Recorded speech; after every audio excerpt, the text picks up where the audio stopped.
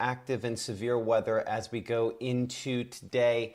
Unfortunately, similar locations to where we had issues yesterday will have issues today. And I say yesterday, but let's be crystal clear. We had major significant tornadoes cause some significant damage in northwest Mississippi and South Tennessee last night, including what we believe, unfortunately, to be some fatalities coming from up in South Tennessee. So our thoughts and prayers are with those folks. And unfortunately, we could be talking about additional strong to severe thunderstorms, including tornadoes, including strong tornadoes for tonight. Now, again, we are not thinking that everything is quite as well aligned, but the same spots that have already seen damage are going to be most likely to see it again. There are additional storms developing a little farther east on some very early projections today. We might end up seeing a little adjustment in our risk area coming a little later on as a result of that.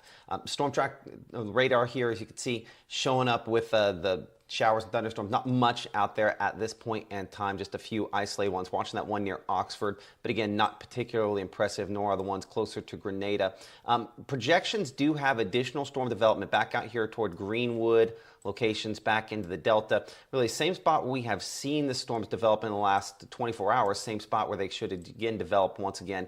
That's part of the reason why we do have some of these flash flood warnings that we have had in effect for the very significant amounts of rainfall. We expect additional rainfall in some of these exact same locations that could be pretty significant. And this will also be the spark point for additional storm development that'll follow, again, similar spots: Grenada, Water Valley, Oxford, perhaps New Albany, Tippah County, up there toward Alcorn County. Kind of in the zone for the isolated development, and the majority of the activity slightly northwest, Holly Springs, Senatobia, back out in the Mississippi Delta. Unfortunately, going to be in the zone that is most likely probably see more issues again for today. Here's our severe risk as far as today is concerned. As you'll note, most locations north and west of the Natchez Trace involved in some form or fashion related to this. I'm going to make my watch stop binging for just a moment here as we get that kind of back under control. Here's the risk area that we're looking at for today. Similar spots to yesterday. Now, we do not have as high a risk level.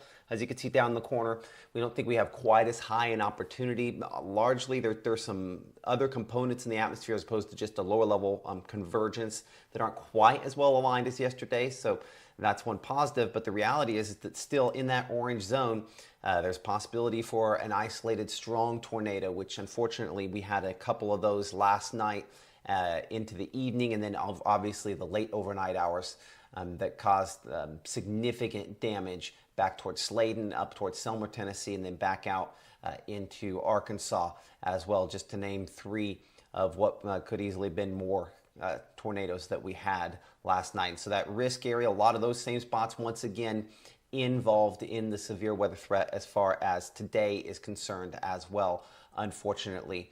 And really, that's why I say today. It is today, and it's also tonight. Damaging wind threat, similar locations to what we were talking about. And the hail threat, you might notice, is a little greater than the wind threat, because if we're going to get these rotating supercell thunderstorms, then that is where we'll probably also have, of course, that enhanced tornado threat that goes along with it as well here. So we'll be talking, of course, exact time frames. Someone was asking about, specifics for a specific location. We'll have those time frames here in just a second. And then the threat for Friday does shift a little bit back to the north and west. That has been a fairly strong trend in our projections, that everything kind of lifts back farther to the north and west on Friday before kind of sliding back into the area for a lot of us on Saturday. Every radar and app says not till Saturday. Jessica, I wish that were the case, but I can't say for sure that is. Saturday for a lot of us is the greatest risk, let's be clear. And if, Jessica, you live in Starkville, yeah, Saturday. But if you're out here, maybe as far southeast as Tupelo or Greenwood or maybe even Winona, there is a limited chance again today that we could see maybe that one storm in just the right spot to produce a tornado for some of those spots as well. Friday, the risk is mainly back to the north and west, and the tornado risk again that way as well. Saturday, it starts shifting more toward our area. We have a level 3 risk for locations, Grenada County. We have seen this shift slightly back toward the west. The timing late in the day on Saturday into Saturday night and pre-dawn Sunday morning Again, that timing there does kind of align more for locations back to the west. We do expect some adjustment to this as we get closer. Don't at all be shocked if that orange level 3 risk has to be pulled back into our area once again for Saturday. We don't break down the individual risks on what we would call day 3, which would be Saturday, day 1 being today, day 2 being tomorrow, day 3 being Saturday. So we don't get into those, but again, there will be a tornado risk, a damaging wind, and a hail threat to go along with that as well as we look toward that time period there. And then by Sunday, it's all moving on out of here. So unfortunately, between now and Sunday, somebody watching this right now will have some severe weather issues. Hopefully, many of you, Golden Triangle, miss out on certainly the next 2 days, with Saturday being the most likely time frame here. Okay, so let's look at a couple of different projections, model projections here for how this could end up playing out. Let's see if it'll zoom me in just a little bit. It's a little too much, unfortunately. So we'll go with this. So storms to the north and west, and if you give me a moment, I'm going to go back and forth between a couple things. We have that, and then we have that. You can see, so we do have those storms kind of back to the north and west where that is indicating there, but they aren't quite as strong as what you were seeing just a moment ago. As you can see, unfortunately, tornado warning ongoing up there closer to the Murfreesboro and Nashville area right now. That's just a reminder that this particular event doesn't exactly turn off. So you can see pretty similar spots. Model's not too terribly far off, and this technically would be where 7 a.m. should have been. So if we kind of advance to where we should be now, 8, 9 a.m., pretty close to what we're looking at there. What we do notice over the next couple of hours, though, is we should have additional storm development. This would be by around 11 o'clock in the morning, right? 16, 17, yeah, 11 o'clock in the morning. We're watching that zone back there kind of west of Winona. Give me a moment as I kind of go back and forth between some of these things. That is, give me a second here. I'm going to go back over here to the radar. You'll note that we do have some thunderstorms starting to try to go back there. Got a long ways to go, but that does seem reasonable. That is our initiation point where storms will start picking up, is for locations back that direction. Notice on Storm Tracker here on this particular model, what we call the HRRR. You see at the top there, that's the particular way in which the math is done to determine how things could unfold. And this particular run is what we call the 12Z run, meaning it was the run as of 7 a.m. this morning, which is one of the longer runs that we can show. You'll note that we have, let's see if I can go, yeah, I can go hour to hour there. So let's zoom it in, because I can go hour to hour. So I'm just going to use my keyboard here to kind of show that. So we do have one storm there, kind of getting a little stronger, possibly severe. This would be 17Z. That would be basically noontime there, out closer to Yalobusha County. By 1 o'clock, closer to Union County. And where you see kind of that little black circle, that's where, when we check that storm rotation in a minute, that shows that particular storm having a rotation track associated with it at that point, that then extends from Union County through Tippah County through Alcorn County, and then eventually out into Tennessee with an additional storm development. Again, most of the storms are north and west of us, but a few of these rogue storms in advance, that would be Lafayette County, that would be Tippah County, that would be pretty close to Selmer, where they had big issues last night again. And you'll see some additional storms developing in the afternoon. So let's talk a little timing here again. So this first storm or two, as early as noontime or so, we could be contending with those back northwest of the Natchez Trace by a couple of counties potentially. But it's not impossible something gets a little farther east than that. Certainly where we're showing is where we have the greatest confidence. Models were a little bit too far west yesterday. So that is a bias that we need to make sure that we addressed and are comfortable with. But additional storm development, this would be about 4 p.m., 5 p.m., 6 p.m., 7 p.m., 8 p.m. So you notice into the evening, most of it's northwest, and this does not have as many of these storms saying strong to severe overnight as what we had last night. So that is a trend that we did see yesterday, that we do see again today, that it is mainly during the daytime period and into between now and really midnight or so that our greatest peak will be. Really noon to midnight is the 12 hours we're watching. And yes, unfortunately, we're outlining that. There are going to be a lot of locations down here, maybe Tupelo, but Fulton, Houston, Eupora, Winona, south and east, where not have hardly anything. But north and west of that, we might have multiple rounds. So that's one version of one model at one time. Let's look at the very, very latest version. This does not go as deep into the future as the one I just showed you. So give me a moment while I try to get back here to the very latest time period. It does an okay job resolving where some of the storms are, some of the rainfall is right now. So this would be as of 9 o'clock. This would be as of 10 a.m. You can see some storms trying to develop west by 11 a.m. noontime. This particular version here, what we call the 13Z HRRR, does not have as many storms as strong at noontime. Good sign. It does, unfortunately, by 1 o'clock show that one storm, again, similar location where we were looking a minute ago there, that kind of tracks, generally Grenada County, Yalobusha County, Union County, and then by the time it gets up here, Tippah, Prentiss, Alcorn, Tishomingo County, it's trying to produce a tornado at that point, certainly probably prompting some tornado warnings by 19Z. That'd be about 2 p.m. there. So that's slightly later, and then unfortunately you can see after that kind of depicting additional thunderstorms. Again, that would be Lafayette County, Tippah County, up close to Selmer, same spots, same spots. So unfortunately, we are looking at another chance for many of the same locations to see rotating thunderstorms and potentially tornadoes. I am going to, let me see, give me a moment here. I'm going to see if I can hard code this to a time. What I'm going to do is I'm going to come back here because it's been a pretty reliable time and look at this period here. This would be 2 p.m. So that'd be 6 hours. Give me a moment. I'm going to make it stick hard to that. We're going to look at previous runs. Why is that important? If the model does the same thing over and over again, we have a higher confidence level that what it's looking at could be realistic or true. So this is 19Z, and that is 14Z. Okay, so we have the latest one coming out. Does not have that storm as well depicted as the last three. The three before that, you'll notice there, similar spots. Let's see if I can zoom this in. Similar spots up there in that Tippah County, Alcorn County track, somewhere in the noon to 1 to 2 p.m. time period. Current one is a little farther north and west, but again, these are going to vary every little bit. That whole butterfly effect, one little thing affects the next, so these models do bob back and forth. I wouldn't necessarily feel a whole lot more comfortable because unfortunately I have 1, 2, 3 runs in particular that are almost the exact same spot at the exact same time. That's pretty high confidence in the projection, this particular projection, that we get that. And then before that, most of it was north and west. So we'll have to see if maybe next hour we're fortunate enough that we can eliminate that again, but I don't have high confidence level on that at this point here. We're going to look at a couple other projections. Give me a moment while I kind of pull up a different one. A different model from a different site, just to kind of see if some of our newer stuff is in. And unfortunately, we don't have a lot. Nope, I'm sorry, I forget that one is unavailable. I don't have a whole lot of my 12Z, my morning models in yet. I have a few of them. Let's kind of take a look and see where they're at. Mainly northwest on this one. This would be through noontime, 1, 2. So this would agree with some of the earlier stuff. Of course, this one didn't have hardly anything for us yesterday.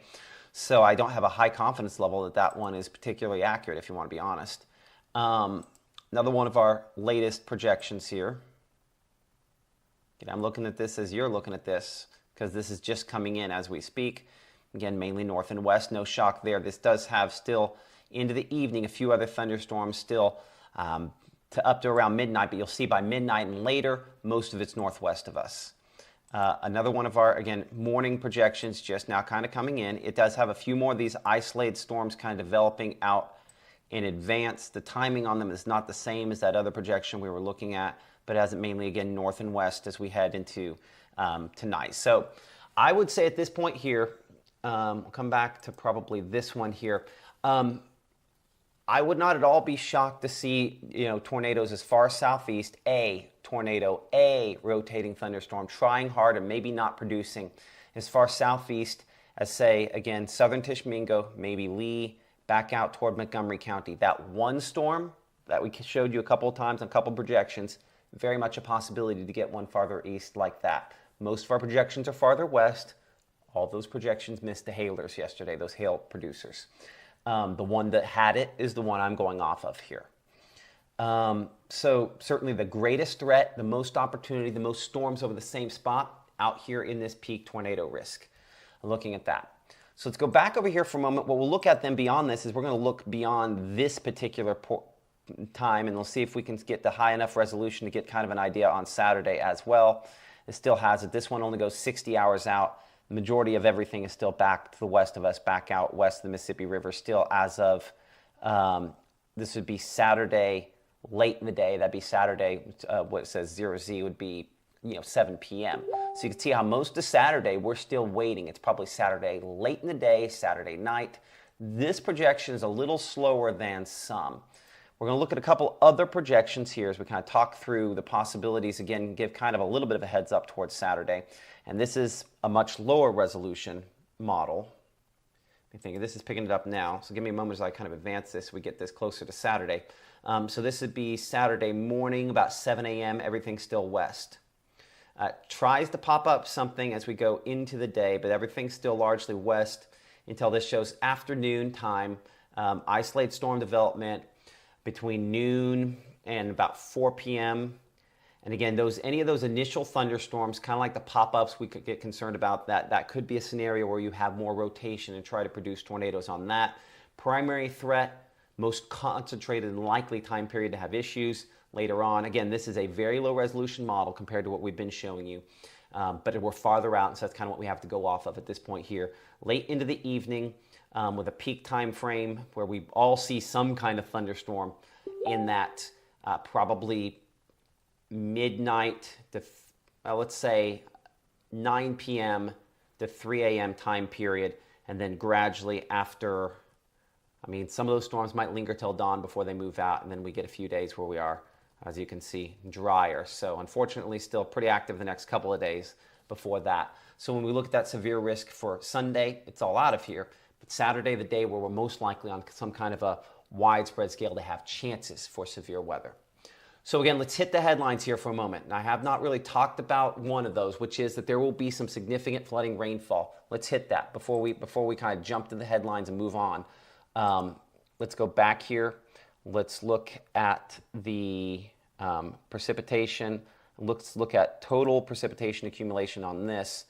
Again, this is between here and, so Saturday. And this particular model, again, going off of where it has those heaviest storms, additional 5 or 6 inches of rainfall in some spots. But again, the positioning could very much be off on this. That could shift somewhat depending on where that front lands, again, with the storms tonight, where somebody today picks up an additional 4 or 5 inches of rain. Absolutely a possibility. So major flooding issues possible with this, again, tonight. And then again, we'll have the rainfall mainly shift farther back the north and west for tomorrow night. And then as we go into Saturday, it's back in here. So flooding rainfall, big deal. So again, flooding rainfall, big deal. The severe weather risk for today is not as high a level, but that was very high confidence that we were going to have a lot of rotating thunderstorms. That's where these higher risks come from. This is math, as we often say, not necessarily impacts. So the math says this is the area where we're most likely to see, multiple rotating storms go over the same spot. In saying that, I wouldn't at all be shocked to see this pulled a little farther south and east. But we'll see. Based on some of the more recent runs, I wouldn't be shocked to see this pulled a little bit farther south and east. But not all the projections really have that happening. There's one in particular that does. I'm kind of going a little bit more weighing on that outlier just a little bit more. And so that is the tornado risk. And in particular, I would say going along with that, the hail risk that goes between those two things for this evening. Peak time frame for us is going to end up being somewhere in the neighborhood of, I would say we'll have a few thunderstorms as early as maybe noontime to 1 o'clock, that 1 or 2 rogue storms going ahead.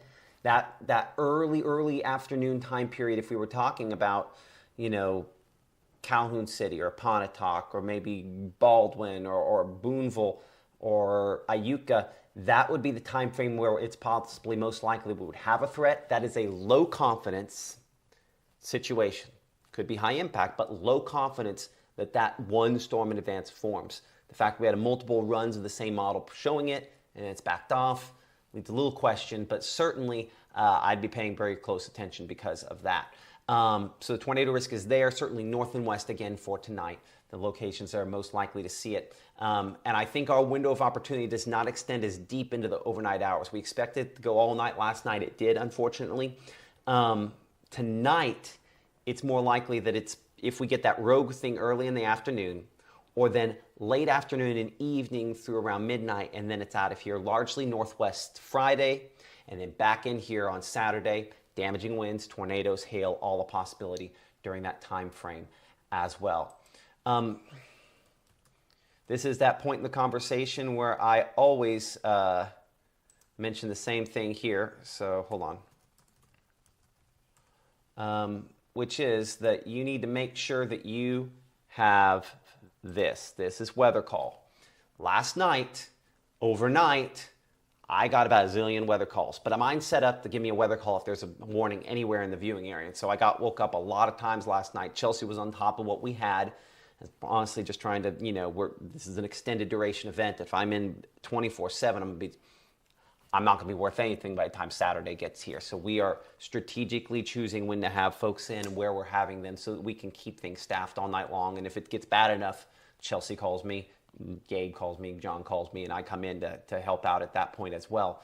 But there were weather calls last night that conceivably saved some lives around the region. But the fact that you had after around 1 o'clock in the morning strike up there in Selmer probably is a part of it was a strong tornado, number one. And overnight tornadoes are most likely to be deadly. So make sure you have weather call. Make sure you have this. This could save your life. It is a phone call. It will wake you up. Got to make sure you put it to where it's one of your favorites, so it busts through Do Not Disturb. It will call you back if tornado is confirmed, but you got to have it. That's the number one thing. You can't shelter. You can have the best storm shelter in the world, but if you don't know you need to go in, that's how you know you need to go in.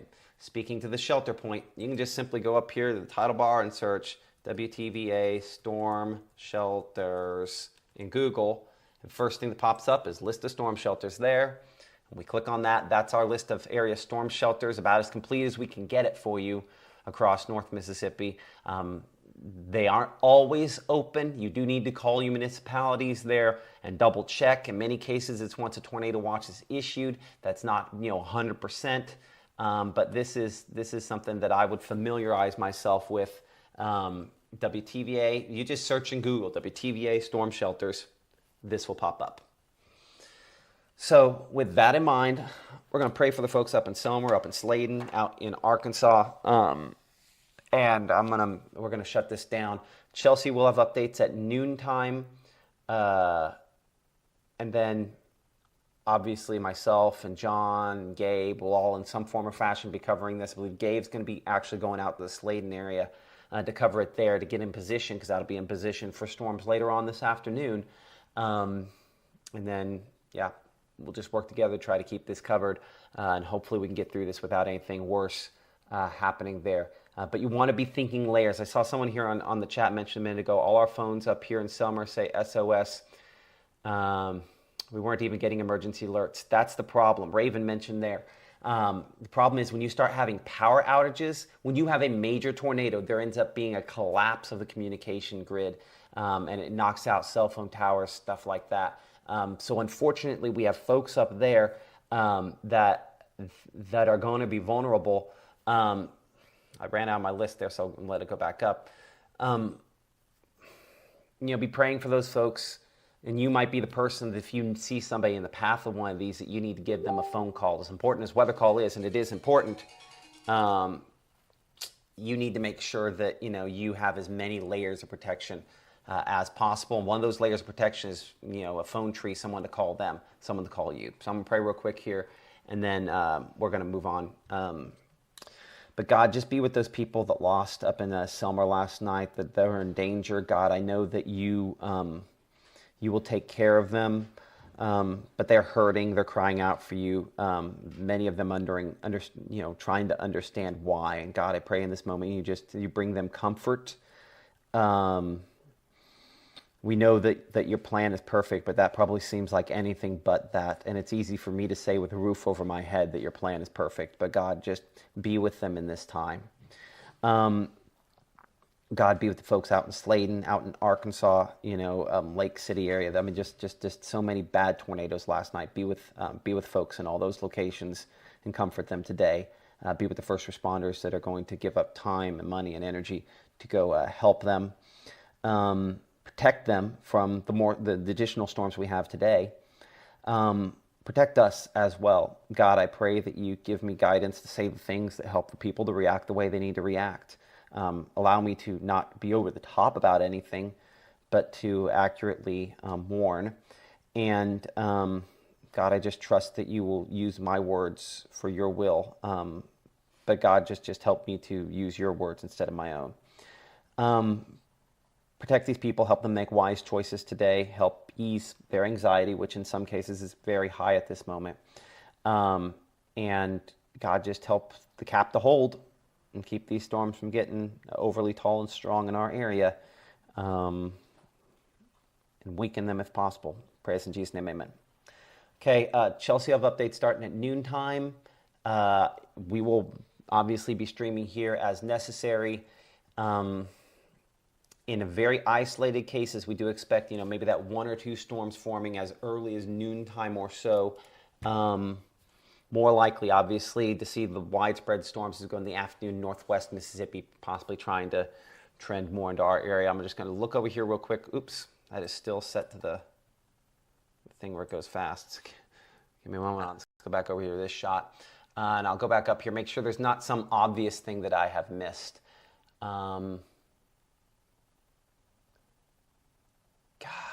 That's the problem. NOAA weather radio could potentially be off in some of those spots as well. I'm not going to say this is an equivalent, but one of the things that made this is not the same threat level. Let's be clear about that. But one of the things that made April 2011 so bad in Alabama is that you had overnight storms that knocked out, communications and power, and then that makes people more vulnerable. This is not that kind of setup. Let's be clear. Now, yesterday was, I think, the 3rd highest one-day tornado warning count, and if it had been one more, it would have tied for 2nd highest tornado warning count that the National Weather Service has ever put out in one day. So there were a lot of tornado warnings yesterday, and we were fortunate that in our specific area, Northeast Mississippi, we were barely missed by this largely. But obviously, you don't have to go far before people had some pretty significant impacts there. I'm going back up in here again. That's the reason we say layers save lives.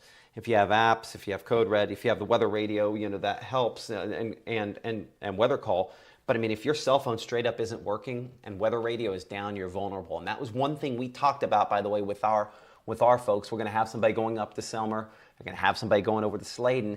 But if the communication systems are down, one of the most important things we say is before you go try to report on the issues that people are dealing with, find a shelter so you know where to get to if you need to. And that's just the way we were approaching that with our folks as well. So prayers for you, Raven, and all you folks up there in Selmer. It's bad stuff that way. McNairy County is obviously worse off than a lot of other folks. I need to at least stream the Houston game Saturday night. I don't know about that, Laura. I'm not sure that you're going to be able to get that. I'm just going to go up here and make sure. For the longest time, my daughter used to say, "You're in your pajamas. I just sleep in yesterday's white T-shirt from underneath." That's I live that white T-shirt life. I used to think Adam Levine looked cool because he was wearing a white T-shirt all the time. Maybe he was just lazy wearing yesterday's shirt, like I am. Okay, will any of this extend into Lamar County, Alabama? Odds are good that you might see hail, but most of this is northwest until Saturday for you. I think we're kind of back to the beginning there on some of those comments. Okay. With that in mind, we're going to go ahead and shut this down for now. Weather call, weather call, weather call. I cannot emphasize that enough. That can be an overnight lifesaver. Yes, it does come at a cost. It's not free. Because making phone calls costs money. It's the reason your cell phone still has a bill to it, despite the fact that you have Wi-Fi in your house, which, by the way, you also pay for the internet. But as good as what we do is, and as important as what we do is, it won't wake you up. Partially because Facebook's been weird about not pushing the alerts lately when we go live with this. I don't know why, but they're not necessarily pushing the alerts. So it used to be where it'd ping everybody's phone. It's not doing that right now. So you have to make sure you have this weather call. It will wake you up. Obviously, you have to have working phone service for that to happen, and that is a vulnerability. That's why you want the layers there that we talk about. Code Red, the weather app, FEMA app, weather call, weather radio. But, most of those rely on a phone, some data, some phone call, and the weather radio. But if all that's down, obviously that's not good. And we need to be staying someplace safer because of that. And I'm not saying abandon Selma or Tennessee, but what I am saying is that you have to stay weather aware in some form or fashion. If that cell phone's not working, and if weather radio's down, you've got some major issues. So we need to probably be a safer location, because Selma absolutely will have a severe weather threat again today, maybe multiple rotating thunderstorms again going over. Unfortunately, that's the way this is. Stalled front, flooding, rainfall, same spots, same issues, day 2. And yeah, thoughts and prayers for y'all. All right. Any nonstop alerts for tornadoes or severe thunderstorms currently affecting any county in the viewing area? No, we have no issues at this point here with any counties with any issues. Now, as we talked about at the beginning here, do anticipate development continuing back out here west of Winona and Grenada, closer to Greenwood. This is kind of the spark point for storm development, even into midday time period. And projections due by midday get these starting to deepen a little more. We're heating up the atmosphere. And it's one of the things that our meteorologist John DeLusick said yesterday. Caught it right before I was about to say it, but I give him credit because he did say it first. It's like, turning on the knob on the stove to get the water boiling in the pot. We've turned on the knob now that we're getting the sun out there, heating of the day, and things will start strengthening a little bit next few hours here. When we lose the heating of the day, it's like turning that knob off. The bubbles that make up the boiling water get big while the heat is there. When the heat is off, they aren't as big. But in this case, that front works to continue to develop storms. That's how we had significant storms overnight attaching near that boundary. I think we talked a little bit about that. Maybe that was just in my chat with the storm chasers. But if you get storms to attach to that boundary, that enhances the tornado potential. And so like last night's storms, a lot of the strongest were on the farthest south and east that line got. And so that's why, even though the primary risk is farther north and west, on the southeast side of that risk, there is one of the more significant tornado threats, because that's where you get the cleanest air coming up from the Gulf of America, Mexico, however you want to say it. I get yelled at both directions from people at this point here, down in the Gulf, wherever that Gulf air is. That is where the collision point between that and the front, that there's just kind of the best shear, the best everything, best in a bad way to produce severe weather. So this is the zone here. We're watching that development zone somewhere between Winona out there, let me get the city, I forgot, Clarksdale, somewhere kind of in the middle there is where there'll be that spark point where storms develop, and then kind of track Water Valley, Oxford, back up here toward Ripley, maybe Corinth, maybe Iuka, maybe as far east as Tupelo, but more likely to be a little bit to the north and west of that. But going to be tricky. Let's take a minute, and then we will shut this down. This is about the third time I've said we're going to shut this down, but there's something else crossed my noggin, so let's do this. I'm going to go to this site here. I'm going to pull up something else. Weather data, we're going to look at satellite and radar in particular. I'm going to bring it in here to localized sectors, and I'm going to look at surface observations. Mapping, let's put on counties. That makes it a little easier to find our places. And then let's put on, we could do streamlines. It's not a bad idea, but ultimately, where are we looking? Station plots. Oh, that's going to be hard to read. Let's air mass a little better. Yeah, I can read that a little better. Okay. So you can see how where you kind of have those winds all kind of colliding back closer to that main front. But there's a kind of a sort of front. Here, pseudo front would be another way to say it. It'd be Lafayette County, and that would be Panola County. So that would be Oxford, and that would be Batesville. You see how you kind of have calm winds to change wind direction there, or Corinth? You have 77 over 70 right now. in Corinth. 77 or 73 Iuka. Wow. Okay, so we've got a lot of unstable air here, right? And so where it collides with that boundary, the issue is the strong winds aloft are kind of along this boundary from southwest to northeast. I just killed that. Hold on. Let me see if I find another one of these I can actually show that with. Upper level 500. There we go. So somewhere between 700 and 500 millibars, that's a few miles above the surface. Let's say from a couple miles to about 5 miles above the surface. Our winds are out of the southwest. Why is that important? Because at the surface, our winds are out of a different direction, so they're kind of coming together. That gives us some directional shear.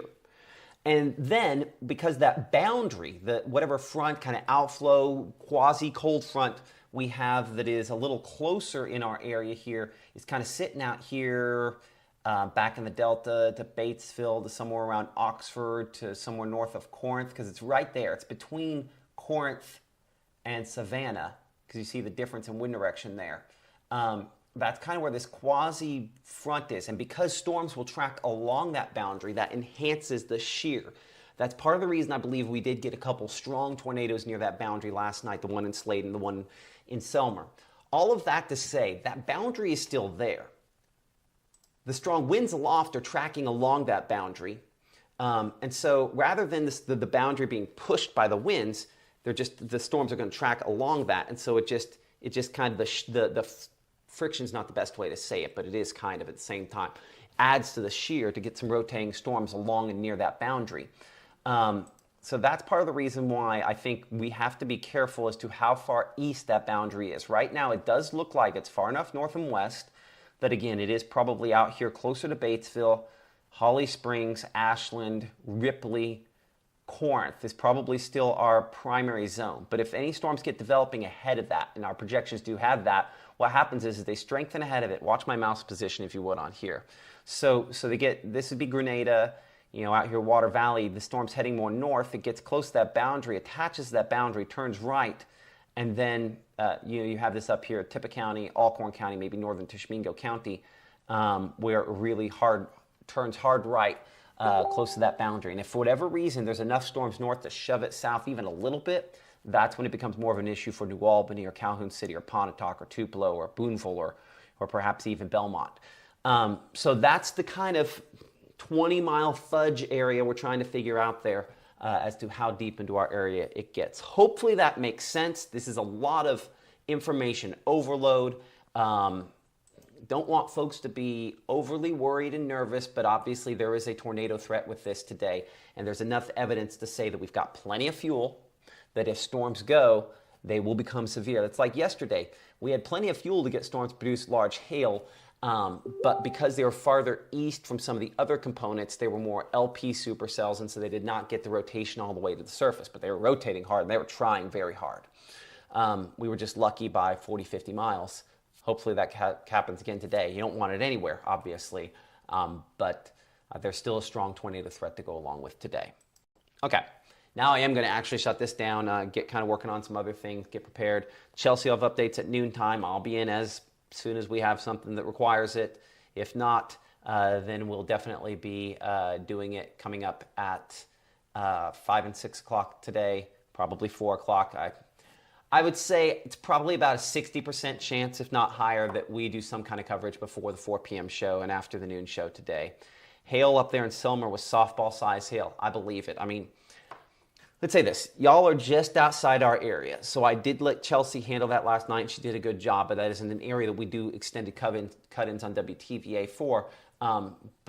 But when I got the warning, I looked at it on my radar. It actually was right before I laid down. I looked at Emily and I was like, it had gone into a bad way, unfortunately. Okay, y'all be safe. Again, pray for those folks up there in Selmer, out in Sladen, out in Arkansas. We've had some big bad tornadoes over the last 24 hours. And let's hope when we talk 24 hours from now in probably this same setting, that we haven't added to that list. All right, we'll see y'all later. Yes, somebody was asking, Jenna was asking about Walnut. Absolutely a threat for Walnut. You are probably, for people that typically watch us on WTVA, in the prime zone to see this. Walnut is about as prime as any place that can watch us on WTVA. So Walnut, Ripley, absolutely watching very closely. Make sure you have that weather call, that code red there, all the different things that you can have, because it definitely could be rough. Okay, we'll see y'all in a little bit. Bye.